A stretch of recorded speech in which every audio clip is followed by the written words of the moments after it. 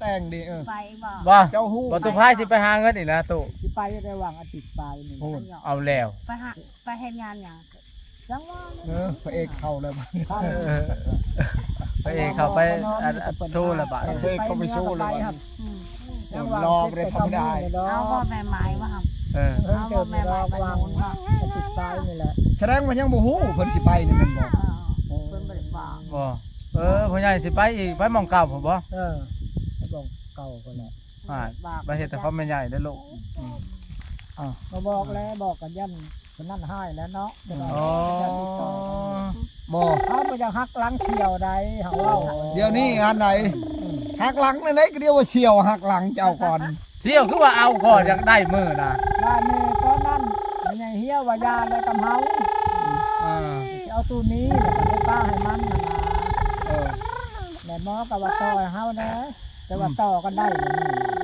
โอ้ ต่อยกัน แล้ ได้ วเอ้าวันนี้เขาสมมุติเที่ยวบ่เอาได้พ่อใหญ่ ว่าเสียบ่เอาเองนี่แหละมันเอาอยู่ดอกเสียวรอบบ้านนั้น ออกมา เสียวเสีย ทำลายคอยบ่โอน เออ พอหาผู้ชายเนี่ย แสดงว่าย่อมอันน่ะให้เฉียวซะแม่นบ่ ย่อมไม่เสียวแล้วเพราะว่าเสียวจะเอา บ่จังญาติเฉียวแม่นบ่ เออ โมญาติแม่คนตัวเฮาเนี่ยญาติหมู่ก็เสียใจเนาะ ญาติของไผ โอ้ ถือว่าเสียสละให้แม่นบ่ เสียวจะลา มาทีหลังก็อย่าเนาะ จะล้างกะยา อ๋อ ตอนของตอนนั่นก็ว่าไม่ใหญ่เฮี้ยวก็ว่าจะเอาตู้นี้บ้านในเล่าก็สิบ่ได้มาเฮิงเล่าให้ผู้เช้าไปฮอดผลลบคืนเราคือบ่มักกันจังดี ลูกมีบ่ แต่ว่าเฮิงเจอใดจะได้มา อ้าวคงบ่จักทาง ไปเดี๋ยวฮอดน้องเฝ้าน้องเป็ดแหละ ตะ เรา แพงว่าเว้ยลงทางในชุมเฮาคืนแล้ว คือ ว่า หมู่ สิไปพุ่นหั่นบ่ไปหา จ พุ่ น น ฮอดบ้านเป็ดนางทานหันว่าบ้านน้อมสิมาหับบ่เห็นมาหับก็จะคืนน่ะ จังว่าเรา บ่ได้ ตั้ง โทร ใจ หากันบ่ซะ โทรกับบ้านน้อมมาโลดคือเจอจักทางไปทุกคนเราบ่เคยไปยันตำผีสาวไปไป ตั้งใจว่าสิไปเฮือนตู้มี แม่น แต่ว่าไปฮอดหันแล้วบ่จักทาง แม่น โอ้ บ้านน้อมกาว่า บ่บ้าปัญหา ว่ามาบ้านน้อมละหายทุกคนเลย นี่ก็นั่นแหละบ่น้อง กับบ้านน้อมหายแล้วก็พ่อใหญ่มีเห็นว่าโอ้ยแล้วก็จะบ่จักทางมาก็ยาเขาว่า ก็แม่นความเล่าแล้วของโล รู้ ก ไหม เนาะ จังมาว่านี่รถหายเพิ่น ไปทำในนั่น ที่ นี่ จะคอย บ่ต้องบ่ต้อง บ่ต้องมาจะคอยบ่มาหาที่เจ้าน้องบ้านน้อมเพิ่นเว้าสิ โอ้ ว่าที่เจ้าบ่มาหาจะคอยว่า อืม ที่เจ้าโตมันแม่นตัวคนบ่เคยไปเนาะเขาก็หายแล้วว่าแม่ชะแพงว่าเจ้าเคยไปบ่เจ้าปู่เจ้ามาหับบ่เจ้าไปบ่เขาว่า บ้านน้อมว่ามาโลดมาแล้วจักบ่ทันไป แต่มาลัดเอาก็อยู่ปากทางนี่เนาะ มื้อนั้นคือสิแม่นผู้บ่าวต้มไก่ทากับบ่จักมื้อนั้นยันคาต้มไก่ หอยว่า นึ่งเข้าก็ลายบ่ลาย โอ้ จับไก่2ตัวแล้วว่าเราจะว่าเราว่า มื้อนั้นอันไหนโอ้ จังมาเชียเฮิงใจเฮิงเติบเราตั้งใจจะมาใหม่ แสดงว่าต้มไก่นั่นกินบ่แซ่บแล้วมื้อนั้น โอ้ เนาะ ยบ่ได้มาเลยบ้านน้อมบ่ได้ชวนมาเลย โอ้ โทรก็ว่าตัวว่าบ่เจ้าตัวจะคอยว่าแม่นตัวจะคอยบ่จักทาง ไป ไป ได้ฮอดน้องเป็ดดักทางไป จะนั่งบ้านเป็ดหน่อยหันก็จะว่าสิเอานั่งให้ยังเลยนี่นั่งชาไผว่ะ ถ้าเข้าบ่ต้องเป็ดน้อยเขาจะไป เออ มันเป็นใหญ่แล้วบ่ต้องเป็ด ตกทางเข่าแล้วตรงน้อยนี่เนาะ แม่น เพราะว่าทางนี่ตัวบอกภาษาตัวอันผู้บ่าวก็ได้แล้วก็ให้ แล้วทางนั้นว่าทางนี้ตัวทางนี้ก็ทางนี้ผัดทางนั้นผัดบ่มาหับเนาะ ถ้าด้านผมบ้า หายเลยเพิ่นบ้านน้อมอย่ามาว่ะมาหรือสิผู้สาวมาว่ะเพิ่นเบาจะคอยหาเพิ่นด่าจะคอยคืนล่ะด่าแห้งจะคอยคืน บ่แล้วแต่นั่นเลยมาจากเทื่อแหละ บ่เคยมาจากเถื่อ ตู้มีอันใด มาเด้ มานี่น้ำหลังนี่เช่าหายแล้วหากมา มาชื่นนี้เนี่ยว่ะมากับบนอม หายจนว่า แสดงว่าคิดฮอดแล้วอยู่บ่ได้แล้วนะ แล้ว คิดฮอดแล้ว บ่ แล้วว่าอยากมาบ้านน้อมมาชวนมาแล้วว่าบ้านน้อมหายที่เจ้ามาบ่ฮอด บัดนี้เห็นเราสิมาเลยเรื่อยๆแล้วบัดนี้ฮะ มาเรื่อยๆแล้ว มาเรื่อยแล้วบัดนี้ฮะ เขาตกลงกันเลย บ่ได้เราก็มากไป มักแล้ว เราได้ยินเราว่าโอ้ เขาจะว่าต่อ มี กั เงิ น นนะว่ามีเงินนี่ก็สู้เราก็สิสู้เราอ่ะโอ้ คันมือเหือนเมื่อบ่ได้ดอกเขามีคน ตู้เขาว่าให้ เที่ยวไปเที่ยวมาแล้วสิเป็นยังเอากัน ขั ล่ะ น เนาะ เอาหันสู้เอาเขาว่า แต่ว่าเราอะคนจริงใจตู้ เอา มี บ่ เนี่ มั ย กคน กินใจอยู่ได้มัน ทันเรา เราเป็นคนบ่ได้อ้อแอในบ้านนี่จนยอมเฮานะ เออ แต่เจ้าว่าเจ้าบ่ได้ไปไสคอยงดมีผู้มักก็บ่เอาเจ้าขนาดอัน อื นี้ ม ว่าแต่มีอายกำพงเขาบ่ได้ตัว โดย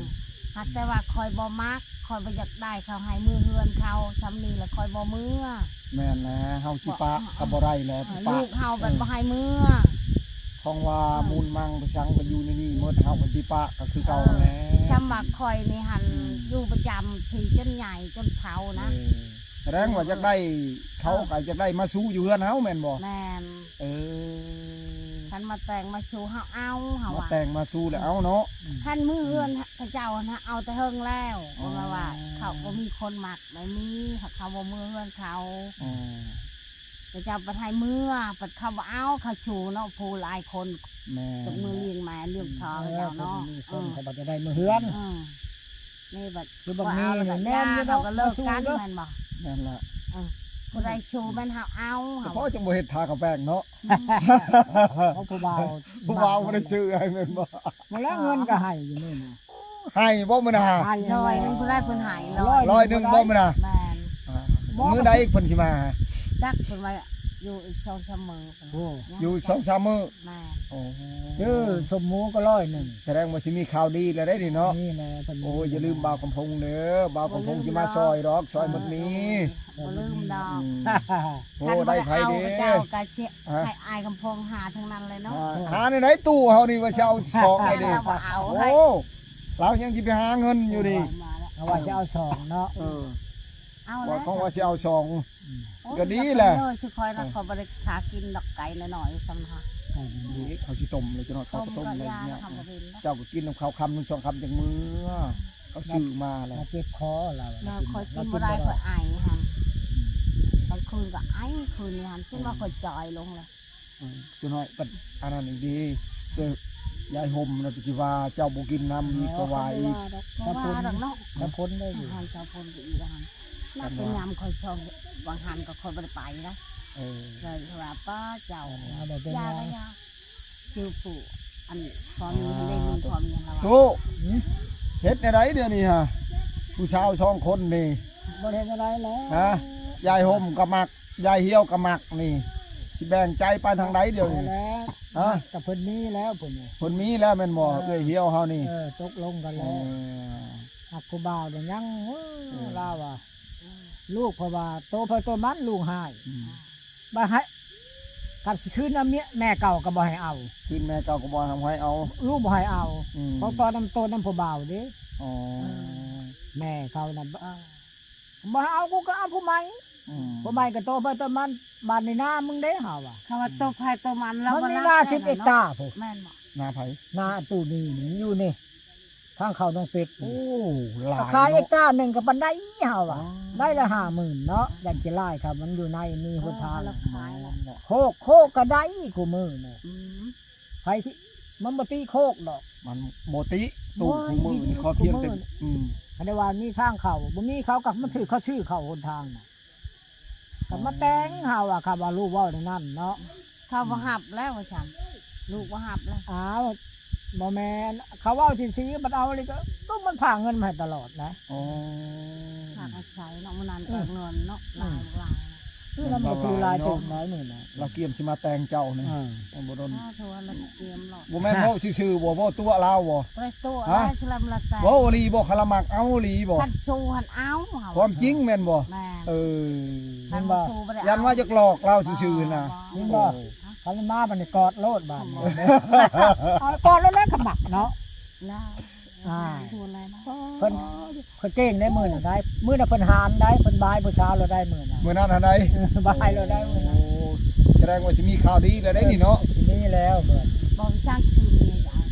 า เฮ็ดได้สิอกหักเฮ็ดได้บัดนี้สิบ่อกหักบ่ตู้บัดนี้ ฮะ เฮ็ดได้สิบ่อกหักบ่บัด เขา นี้ ว่านะ เออ บ่อกหักดอกเที่ยวได้ก็ดีแหละเนาะ เสียวได้ก็ดีบ่ คนนี้ เอามาน้ำตึกอยากน้ำ ยันว่าเนาะเฮาอกหักเด้บัดนี้เฮาเออ เอาคอ สิเอาไว้บ่ได้ บ่เป็นหยังดอกบ่เป็นหยังดอก ตู้นี่บ่เป็นหยัง พี่ช้างเอิ้นไป เพราะก่อนนะโอ๊ยบ่ได้เรื่องดอกโพนั่นนะ ยันว่าสิเงางอยเต็มที่แล้วนี่ โอ้ อืม บ่เป็นหยัง พอตั้งโตะได้อยู่ดี ตั้งได้เลยปานนั้น ก็มีอยู่เด้ผู้สาวเด้คันสมมุติว่าตู้พายนี่เราจีบยายห่มนี่เจ้าบ่สิบ่นั่นบ่ฮะ โอ้ยก็บ่คิดใจ ฮะ แล้วให้ เจ้าสิบ่นั่นบ่ย่านว่าสิหึงคือเก่าอีก บ่ นั่ง เจ้าเข้าก็แล้วมื้อน่ะ โอ้ บ่นั่งแล้วจะเอาก็เอาคนบ่ได้หา แสดงว่าเข้าใจกับตู้มีแล้วบัดนี้เนาะโอ้ สิเอาตู้นี้นะ ตู้มีนี่ค่อยพร้อมค่อยก็พร้อมอยู่ตู้มีนี่ แม่นน่ะ ลาวคนกับ คน คน ซื่อๆนะ คนซื่อๆได้อยู่ ซื้ ซื่อ หมอน่ะ คือจะไม่เห็นนั่นแหละ อืม คือคอยนู่นแหละไปใส่ได้ไปใส่นี่ก็ไม่เห็น ๆแล้วเฮ็ดหยังแล้ว กินพาเฮ็ดพาขุดจะล่อข่อย เราก็ไปแบบนั้นแหละเราก็ดี เออ ไปตำถูกตำยากนี่แหละหาอยู่บ่ได้กิน ถามว่าเรามักเราว่าบ่มักอยู่เจ้าหั่น เออ ตอนนั้นหั่นเราว่าบ่มีเงินแต่ง อืม เจ้าปัดเว้าช่วงนั้นปัดเว้าหลาย อืม ลายแล้ว ไม่ เนาะ หาว่า เป็นชาวล้านเว้าเราว่า นี่อธิบายตัวนี้อีกอธิบายตัวนี้ให้เราพังอีกกว่าควายความหัวผีนั่นมีคนมาขาแล้วมาล่มแอกเอาเป็นพูดก็ได้ไหน มันก็ง่ายแหละแบบนั้น คำว่ามีแท้เอาหัวมันคำว่ามีก็เอาพูด เออ ว่าจะมาล่มในแรงข้าเจ้า อ๋อ ตัวนี้กินซื่อๆได้มันความหัวผี อ๋อ บ่ได้เข้าอันมดมาถึงมาทางกินตัวนี้น่ะจังว่าดองใกล้สิแต่งดองผู้ดอกจักยามใดคอไว้คันได้คอเป็นเคยพอได้อยู่อะนะไก่หมูตัวหนึ่งก็เงิน2 ล้านกับมดมาถูกมันถีกแล้วก็มาอยู่ทั้งโลดแล้ว ใคร ข อ อยู่ เขาเอามาแต่อื่นมาล่มแล้วเขาก็ซื้อเอา เนี่ยนั่นดอกอันตัวความหัวผีน่ะมันแม่นสิจูงมาเป็นตัวดอก โอ้มือใดเลยเนาะตู้เพิ่นสิมาเนาะตู้มี ว่าแต่ เนาะ มันแอ่ในแรงนะ ย่านตะแลงขอมามื้อนี้กูไปจักมานอมบ่ได้ยิน วั มาน นอ นี้ ม เราว่าสิมามันนี้ มากับยันมาแต่บ่น้อมมาจัง ตัวเฮ็ดได้ได้ตู้เอ้ ตัวย นี้ตัวอยู่พอ ตู้ ฮะ คันสมมุติเอ้ยเหี่ยวเฮานี่เพิ่นโชคดีจัดงานนี่เพิ่นไปฮอดสิไปอยู่บ่ ไปแล้วมา ไปคือกันบ่ ก็บ่ฮอดก็บ่มาแล้วเนาะ ทอดคือกันนั่นแหละคน โอ้ แก่ โห คนลืม ทางว่านี่สิมีข่าวดีอีกได้ดิเนาะ ได้เพิ่นนี่ได้เห็นบ่เพิ่นบ่แต่งเพศบ่แต่งทรงเนี่ยน่ะ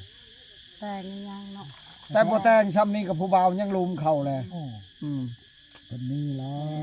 ดีใจนำเพิ่นนะ อ่ะ ก็ยังให้เสี่ยวได้อยู่เพิ่นอ่านกันเนาะ มีแต่ยายห่มแหละ เออ หมดเท่านั้นแหละ หมดตัวนั้นแหละ ไปเผากล้าอยู่หันให้เราเฮ็ดจังได ง่ายผมก็หลายใจ บ่ข่าวว่าสิไปหาเงินอีกบ่เดียวนี่ฮะ ที่ผม ว่าสิไปแล้วตั้งใจสิไป ไป ลงไสก็ไปนี่ปักเซบ่หรือสิ บ่แล้วตะปือเพิ่น อัตตะปือถูกแสดงว่าลุยทางไกลในบ้านนี้เนาะ ร้านก็มาฮอดมาเช้าสิได้ไปแล้วบ้านนี้ เจ้าทากินต้มไก่น้องเจ้า ว่าเราจะไปว่าต้มไก่ต้มกานะว่าตัวนี้มันทุกก่อน แสดงว่าหาเงินนี่มาขอผู้สาวหรือสิมาเฮ็ดเฮือนเดี๋ยวนี้ฮะ เพื่อนแน่แล้วผู้สาวกันเพราะเพิ่นนี่แหละอันนั้นนะผู้สาวอันว้าวนี่นะ เพิ่นเว้าในใดผู้สาวนะฮะ เพิ่นยังบ่ได้ตกลงใด เพิ่นให้รอ ล้อนั่นก็ได้ แสดงว่าอกหักมาวางใดนี่แหละคิดว่าย่านตู้หลอกบ่รู้ว่าแนวใด เราก็ใจยังบ่ดีนะถึกผู้บ่าว ต้ม ต้มเจ้าว่าตาบอด จนตาบอด เจ้าว่าเสียตาอะไร อันยายห่มหันใด ยายห่ม ก็เลยว่าคิดว่าย่านตู้หลอกต่อย ยันเฮาหลอกอยู่แล้วแล้วก็รอไปสิก่อน โอ้แล้วบอกให้รอก่อนแม่นบ่ แล้วก็ว่าบ่ได้ตัดว่าบ่เอา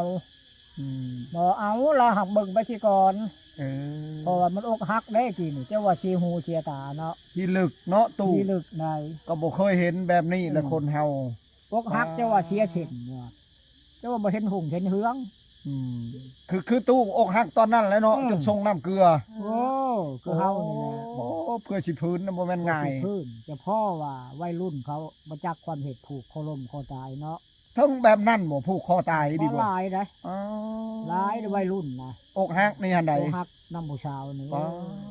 หลายคนเลยเนาะ บ้านในร้านพ่อค้านี่ก็ขายอยู่มันตั้งใจได้เนี่ยแต่ว่าจะเป็นบ้า โอ้ อย่าง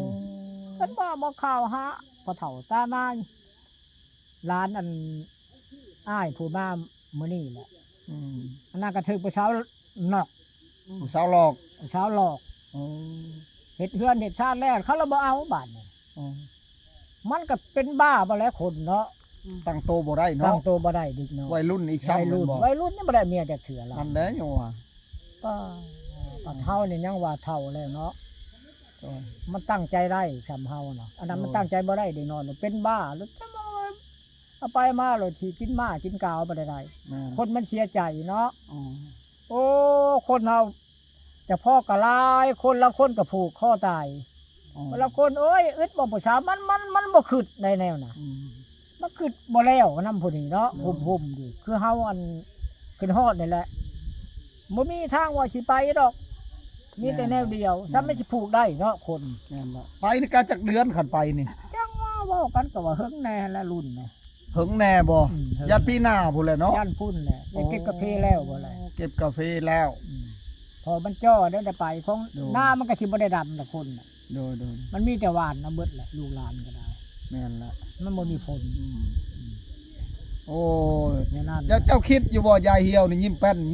ยู่ แต่มาตะกี้นี่บ่ได้ค่อยเบิ่งนี่ได้ จังว่า มีพิรุษอันมือนี่หั่น คิด ไปจักเพิ่นว่าสิโชคดีหั่นน่ะมื้อนี้ฮะ เพิ่นมีตัวนั้นแหละเพิ่นหุ่มดีใจหุ่มเนาะ คนบ่ฮู้ว่าผู้บ่าวมามื้อซื่นเนี่ย เพิ่นว่ามาได้ เพิ่นมาต้มไก่บ่เลยเพิ่นเฮ็ดนั่นน่ะ ว่าเพิ่นชื่อว่า ชื่อหยัง ชื่อขนมมาให้ โอ้ซื้อขนมมาผาก แม่ หวานอยู่บ่กินก็หวานอยู่บ่ หวานและขนม แป้งก็บ่มี แป้งได้ซะ บ่เพิ่นบ่ได้บอกเพิ่นบ่ได้ชื่อมา อ่า บอกเพิ่นก็ชื่อมา มันให้แต่เงินเนาะซื้อเอาเอง ให้ เพิ่ ได้ น เงิ ว่าน เพราะว่าชื่อเอาเอง อ่า เนาะ ก็บ่ตัวนั้นแล้ว แสดงมาบ้านนานี่จะได้แป้งอยู่บ้านนี่เนาะ ย่านอยู่แหละแห้งหน้าขาวแล้วนะ แห้งหน้าขาวเลยบ้านนี่ชุดนั้นขาวหลายเติบเลยได้ชุดนั้นเลย ว่าข้าวเลยแต่นั้นแหละ พูดเห็นบอกว่าคอยเว้าเอาซื่อๆบ่ได้ อืม ตั้งแม่นดีใด อันนี้อันบ่ได้ทาบ่ได้หยัง เอออืมเพราะว่าโอ้แสดงว่าใกล้สิโชคดีนี่มีแต่รอลุ้นกันไปเนาะมาเบิ่งว่าตู้มี บ่ได้โชคดี เออพูน บาย ตู้ ก่อน พาย เสี่ยว พอบายเนี่ยพอมีแฮง บาย สิลงไต เป็น เดี๋ยว ประจำ เฮ็ดอะไรใกล้สิเป็นเมียเสี่ยวเลยเฮ็ดอะไรสั่น ใกล้จะเป็นเสี่ยว เออ เสี่ยวเอ้ยอย่าให้เด้อบายแหละ เสี่ยวเอ้ยตีอย่าให้เด้อตีขอ บ่ ทำ ได้มา ถ้า เนาะ เป็นผู้ติดต่อให้เนาะ เป็นผู้บ่แล้วตู้พายล้มก่อน นั่นแหละบัตรติดต่อเพื่อ เดี๋ยวเสี่ยวมานำลังเลยว่าเล่าหันหัวแบบนี้แล้วว่าคอยนี่เป็นผู้มาแย่งเราว่า ได้ยินอยู่บ่ว่าเอารถนัดเสี่ยวอ่ะ เออขอโทษเด้อเราว่า มันก็บ่ได้ดอกเมื่อนั้นจะว่ามาได้ไดเฮ้ย อืม จะให้เว้าขาดองนะเว้าได้หำบ่น่าจะได้ยินกับตู่จะเว้ามื้อนั้น อืม ถามลาก็ว่ารุด5ล้าน อ๋อ มันก็ซ้ำขอเอารถแหละเนาะ5ล้านบ่เคยได้ยินแม่นบ่ แสดงว่าเราฮู้ความจริงคารองแล้วบัดนี้เนาะ บ้านนี้ท้องก็ฉลึงเดียวหนึง เออ มันตอนนั้นแล้ว บอลหลุดสุด บ่ชุด ๆเงิน5ล้านคำสลึงหนึง ให้ได้แท้ๆได้ฉลึง ควายตัวหนึง แม่ ตัวนั้นว่าควายน่ะก็เอาก็เขียนไว้หั่นซื่อๆนะ โอ้ คำพีบ่ถามเลยก็แล้วคำง่วนเนี่ยได้กินอันนี้ตัวหนึงก็ธรรมดา เพื่อเข้าไปผล มันแบบว่า มันควายบักทุนอุ่นหลังมันบ่เกี่ยวดอกอันนั้นเนาะมันมีอยู่กับบ้าน แม่น คำพีบ่ถามก็เลยบ่ได้กินนี่ คือกัน คือกันกับหมู่เจ้านี่แหละ คือกัน อันงัวน่ะได้กินอีหลีตัวหนึงเท่านั้นแล้วก็เขียนไว้บ้านนี้คำว่าเพิ่นบ่ถามเลยก็แล้วลังเทื่อถามก็เช่นลูกเช่นหลาน โดย คือพ่อใหญ่นี่ก็ยังนี่พ่อเฒ่าก็เชียร์เมียก็เชียร์ก็ยังได้หับอยู่ได้ แม่น อ้าวพอได้ควายชรากับเจ้าเนาะ ไปแล้ว เพิ่นเอิ้นบ้านนี้พี่อ้ายฮะกับคนเล่าชูอันนั้นคนบ้านโคกลางย่างชูงนี่ใกล้บ้านหมอน้อยอันนี้นะดองเด็ดได้บักดองตัวอันพิชราน่ะ โอ้ ดองเด็ด ดองเด็ดบ่ต เออดองเด็ดแหละอันนะครับเฮาแล้วมาแปลว่าพิชราจะเอาปืนมันบ่แม่นดองเด็ดดองใหญ่ โอ้ ตะกี้ลาวเทิงนี่มีแต่หมูนี่แล้วก็เปลี่ยนใหม่มีงัวตะกี้มีแต่หมูได้ ตะกี้กินงัวอย่างเดียว บ่กินหมูตัวเดียวแล้วหมูน้อยๆก็แล้วแต่ อ๋อ เนี่ยก็เปลี่ยนใหม่หนิดนึงมันว่าแต่จะกินนัวน่ะเนาะ อ๋อ แต่ตัวควายนี้ถ้าเพิ่นบ่ถามเลยก็แล้วหักคู่มือนี่เห็นบ่เพิ่นเขาเจ้าก็แตกใหม่ได้เขาเห็นแบบใหม่อีกมันบ่ยังมีแนวเนี่ย อ๋อ เพราะว่าพอเฒ่าตายปึ๊บสิเอาลงมาได้มาออกน้ำโลด อ๋อ จับขึ้นเลย มันหึงอันนี้ลังเถื่อมันลืมมืดสิคือเฮานี่เช็ดลูกเช็ดหลานกันเนี่ยนะครับเขาบอกเอาไว้นึงเนี่ยนะ คำบ่เฒ่ายังบ่เฒ่าตายเลยว่าง่ายๆเสียสิเอาลงมื้อนี้เขามาออกน้ำโลด อืม สิออกเป็นควายเคยมีแต่คน ถือว่าแล้วเลยแม่นบ่ แล้วเลยเพิ่นจ้ำขึ้นในมือนั่น เออ แล้วบาดนี้ อ๋อ อันนี้เช็ดลูกเช็ดหลานจังบ่จังยังก็ยังน่ะมันเฮิงโทษ อืม แต่เพิ่นเปลี่ยนใหม่หลายได้แทนน้องโหงแถว อืม บ้านน้องโหงแถวด้านหนองเทียนน่ะ ตู้ ฮะ บ่อยู่รอท่าเบิ่งหมออันตู้มีสิมาขอยายเหี่ยวนี่ เฮาว่ามาขอไปไว้ได้เชียวเพราะว่าหักเข้าพรรษาน่ะก็ไม่อันมัน เข้าพรรษา แปดหน้าพูน แปดหน้าบ่ 8สิมานี่บ่ได้เข้ามัน2หนเด้ แปดสองหน อือ อ๋อยังมีเปอร์ เพิ่ เซ็น น ต์ แปด เนาะ นี่ยังมีเปอร์เซ็นต์อยู่มาไว้เฮาว่า อืม ก็อาศัยเจ้านี่แหละอาศัยเชียวนั่นแหละขอให้เอาก็อาศัยเฮานี่แหละเฮา อืม เอาสั่งมาโลดเจ้าโคตรแหม อืม เจ้าโคตรก็แม่นหมู่ตัวเองนี่เฮาว่า โอ้แสดงว่าข่าวดีแล้วบัดนี้สิได้พรละวงแล้วบัดนี้เนาะ จะได้พรเว้าแล้ว เอาละวงแล้วว่ะ พรละวง โอ้เพิ่นสิได้ข่าวดีแล้วได้ ได้ บั บ่ ด ได้ นี้ เลยได้พอละวง นี่แหละยายเหี่ยวแล้วเพิ่นตู้มีสิมาขอเลยเดี๋ยวนี้ตกลงคาดองกันแล้วเลย อาหารมันเลิกแล้วมันจะเหี่ยละหัน เรื่องแล้วบ่ มาคันจะเหี่ยมา อ่ะทุกคนมีแต่รอรุ่นกัน รอรุ่น ไปทุกคน รอรุ่น รุ่น อืม เอาไม่เหี่ย